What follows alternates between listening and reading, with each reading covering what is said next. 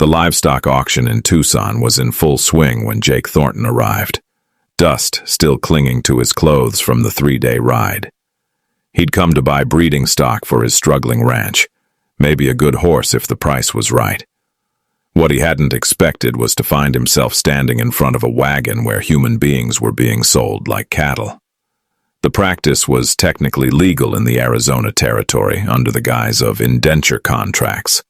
But that didn't make it any less stomach-turning. Jake had seen a lot of ugly things in his 34 years, but this ranked among the worst. He was about to turn away when a voice called out, "Step right up, gentlemen. Fresh inventory from the reservation conflicts, strong workers, all of them, guaranteed to satisfy or your money back." The dealer was a weasel of a man named Silas Blackwood, known throughout the territory for his ruthless business practices. He stood beside his wagon, gesturing dramatically at the 5 Apache women standing in chains behind him. They ranged in age from perhaps 16 to 40, all wearing expressions of resignation or defiance. "This one here," Blackwood said, grabbing the arm of a young woman and yanking her forward. "She's a prime specimen. Young, strong, good teeth.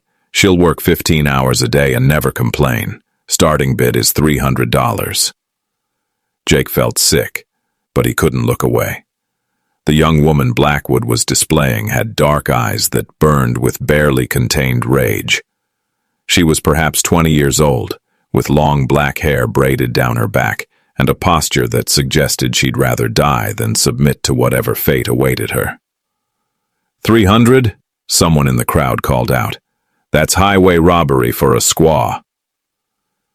"This ain't just any squaw," Blackwood countered.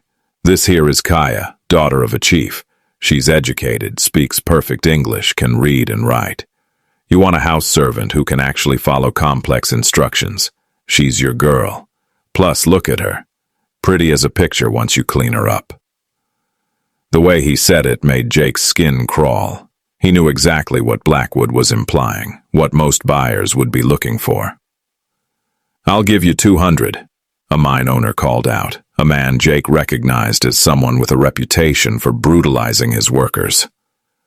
250, another voice joined in. Jake watched Kaya's face as the bids rose.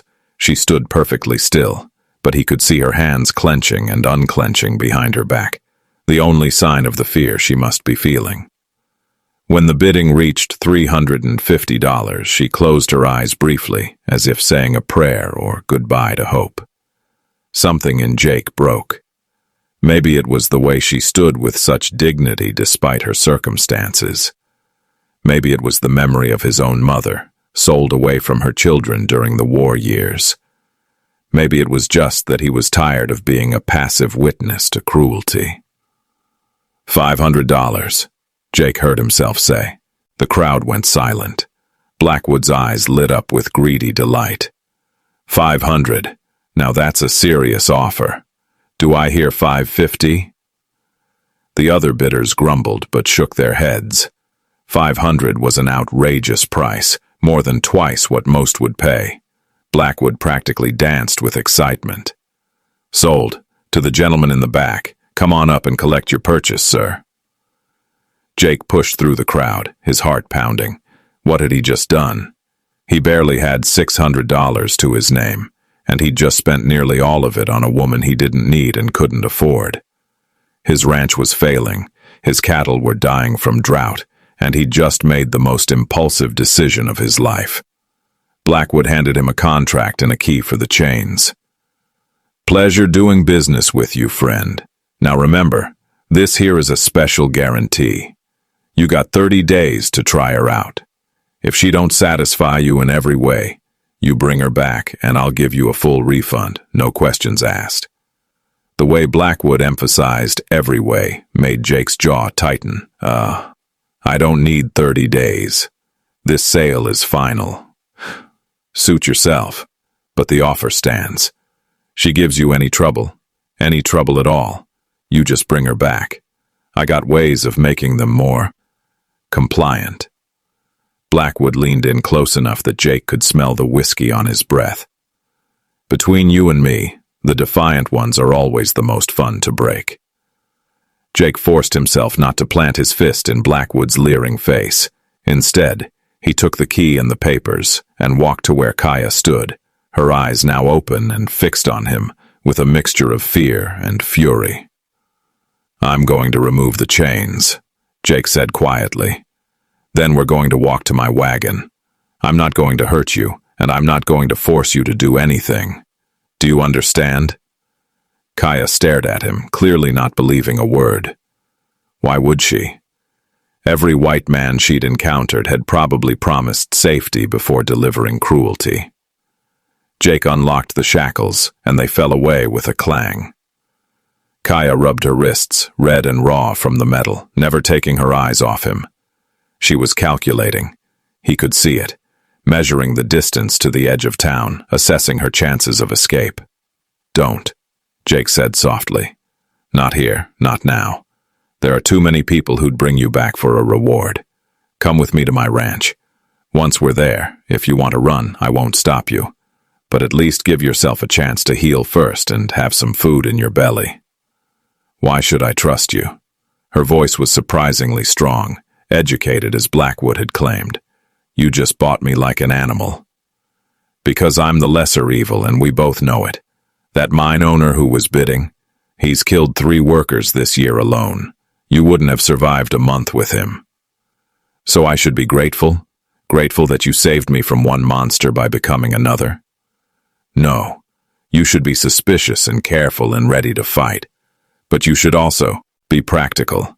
Right now, I'm offering you food, rest, and a chance to figure out your next move. That's more than you'll get anywhere else." Kaya studied him for a long moment, that burning intelligence working behind her eyes. Finally, she gave one curt nod. "I will come. But if you touch me, if you try anything, I will kill you in your sleep." "Fair enough," Jake said, and meant it. They walked to his wagon in silence, the crowd parting to let them through. Jake could feel the stares, hear the whispered comments and crude jokes. He'd just painted a target on his back by paying such an outrageous price. People would assume he had money hidden away, or they'd assume his intentions toward Kaya were less than honorable. Either way, he'd made enemies today. But when he helped Kaya up onto the wagon seat and saw the brief flash of surprise in her eyes that he'd offered his hand rather than just expected her to climb up on her own, he thought maybe, just maybe, he'd done something right for once in his miserable life. The ride to Jake's ranch took most of the day. They traveled in silence, Kaya sitting as far from him as the wagon seat allowed, her body rigid with tension. Jake didn't try to make conversation. She needed time to process, to understand that her world had shifted yet again in ways she couldn't control. As the sun began its descent, Jake's property came into view. It wasn't much to look at, a small ranch house in desperate need of repair, a sagging barn, and fences that were more gap than wood. The land stretched out in all directions, brown and thirsty from the drought that had been plaguing the territory for 2 years. "This is it," Jake said, pulling the wagon to a stop. "The Broken Arrow Ranch. I know it doesn't look like much." "It looks like it's dying," Kaya said bluntly. "Yeah, well, so am I. We should get along fine." Despite herself, Kaya glanced at him sharply. There'd been something in his voice, a bitter humor that suggested he wasn't entirely joking. She studied him more carefully now in the fading light. He was tall and lean, almost gaunt, with sun-weathered skin and dark hair that needed cutting. His clothes were worn but clean, his hands calloused from hard work. Not a wealthy man, despite the $500 he'd thrown away on her. So why had he done it? Jake climbed down and offered his hand to help her. Kaya ignored it, jumping down herself despite the jolt of pain in her legs, stiff from the long ride. She wouldn't show weakness, wouldn't give him any advantage. "The house has 2 rooms, Jake said, leading her inside. "Bedroom and main room. You'll take the bedroom. I'll sleep out here." The interior was sparse but surprisingly clean for a bachelor's home. A wood stove, a rough table with 2 chairs, shelves with basic supplies. Through an open door, she could see a bedroom with a single bed covered in a faded quilt. "Why?" Kaya asked suddenly. "Why did you buy me?" Jake was quiet for a moment, lighting a lamp against the gathering darkness. "Honest answer? I don't entirely know. I came to buy cattle, not people. But I saw you standing there, saw the way that mine owner was looking at you, and I just couldn't walk away. So you buy me instead, make me your property. The law says you're my property, yes, but I'm saying something different. You're a person who got dealt a bad hand, and I'm offering you a place to figure out your next move, that's all. Nothing is ever that simple with white men." "You're right. So here's the complicated part. I did pay $500 for you, money I desperately needed for other things. My ranch is failing. The drought has killed most of my herd, and I'm maybe 6 months from losing everything. I can't afford to keep you here as just a house guest." Kaya felt her muscles tense, ready for whatever demand was coming. "So I'm proposing a deal," Jake continued. "You work here, help me try to save this ranch. Cooking, mending, maybe help with the animals if you're willing. In exchange, you get room, board, and safety. After 1 year, I'll give you papers saying your indenture is complete and you're free to go wherever you want. Plus, I'll give you $100 to help you start over. And if I refuse, then you can leave right now. I won't stop you. But you should know there's nothing but desert for 40 miles in most directions, and the nearest town is full of men like Blackwood who'd be happy to claim you as abandoned property." Kaya wanted to call him a liar, to say she'd rather die free than live as anyone's servant. But she was practical above all else. She had no money, no supplies, nowhere to go. Her people were scattered or confined to reservations hundreds of miles away, and unlike most white men she'd encountered, this one at least seemed capable of basic honesty. "If I agree, what exactly do you expect?" "I expect you to work hard. The ranch needs a lot of attention. Beyond that," he met her eyes directly, "I expect you to remember you're a human being with dignity and rights. I won't touch you without permission. I won't force you to do anything degrading. You'll have privacy, respect, and your own space. Break those expectations, and you're free to break our agreement. Fair?" "Nothing about this is fair, but it is practical." Kaya took a breath. 1 year. I work. You provide safety and money. Then I am free. Truly free? You have my word. The word of a white man is worth less than dirt. Then test it. Take a risk on me, and I'll prove you wrong. Kaya laughed, a harsh sound without humor. "You are either the most naive man I have ever met or the most clever. I have not decided which. Join the club. I'm still trying to figure that out myself." Over the next few weeks, an uneasy routine developed. Kaya proved to be extraordinarily capable, approaching every task with fierce determination.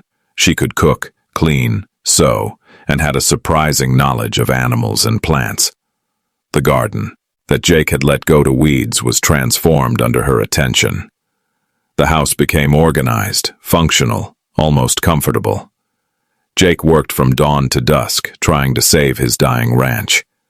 He dug new wells searching for water, moved his remaining cattle to better grazing, repaired fences and buildings that were falling apart. It was brutal, exhausting work, and many nights he collapsed into his bedroll by the fire, too tired to even eat the meals Kaya prepared.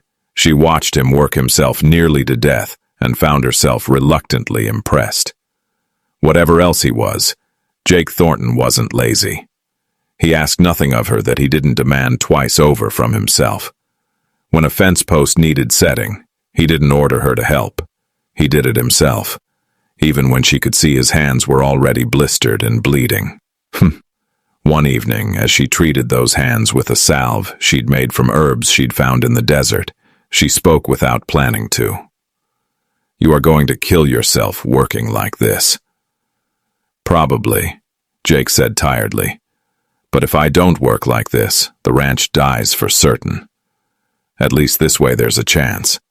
Why does it matter so much? It is just land, just animals. It's all I have left. My family is dead or disowned me. I have no friends, no other life. This ranch, broken as it is my last chance to be something other than a failure. Kaya understood that desperation intimately. You think you are failure? You, who have land and freedom and choices. You know nothing of failure. You're right. I know nothing of what you've survived. But pain isn't a competition, Kaya. We're both carrying more than we should have to. It was the first time he'd spoken to her as if she were an equal, acknowledging her suffering without trying to compare or diminish it. Something shifted in Kaya's chest, a small crack in the wall she'd built around herself. I can help more, she said suddenly. With the ranch work. I know animals. My father, before the soldiers came, he raised horses. I can help you. I can't ask that. You're already doing more than enough. You are not asking. I am offering. We make deal, yes? I work. You keep ranch alive. Cannot do this if ranch dies. So I help. Jake looked at her, really looked at her, and smiled for the first time since she'd met him. It transformed his face, made him seem younger, less burdened. All right. Partners then. We save this place together, or lose it together. Partners, Kaya agreed, testing the word. It felt strange, foreign, but not entirely unwelcome. As autumn painted the desert in shades of copper and gold, the Broken Arrow Ranch slowly began to resurrect. Jake and Kaya worked side by side, their initial wariness gradually giving way to a tentative trust built on shared labor and mutual respect. Kaya proved invaluable with the horses. She had a gift for understanding them, could calm a spooked animal with a touch and a few whispered words in her language. Under her care, Jake's remaining, horses thrived, and word began to spread. Neighbors who'd avoided Jake after hearing about his Apache woman started showing up with difficult horses, offering to pay for training. Let them talk, Jake said when Kaya expressed concern about the attention. They can think what they want as long as they're paying. The money from horse training helped stabilize their finances. Combined with a successful roundup of Jake's surviving cattle, they were no longer teetering on the edge of complete failure. They weren't prosperous, but they were surviving, and that felt like victory. As the days grew shorter and cooler, Jake found himself watching Kaya more often. She'd filled out from regular meals, the gaunt desperation in her face replaced with health. She smiled occasionally now, usually at something the horses did, and the sound of her laughter the first time he heard it had stopped him in his tracks like a physical blow. He'd never intended to have feelings for her. That hadn't been part of any plan. But somewhere between shared meals and long days working together, between her fierce intelligence and unexpected moments of dry humor, he'd fallen. Not the desperate passion of youth, but something deeper. Respect that had become affection, that had become love so gradually he hadn't noticed until it was too late. The problem was the contract, the power imbalance, the fact that no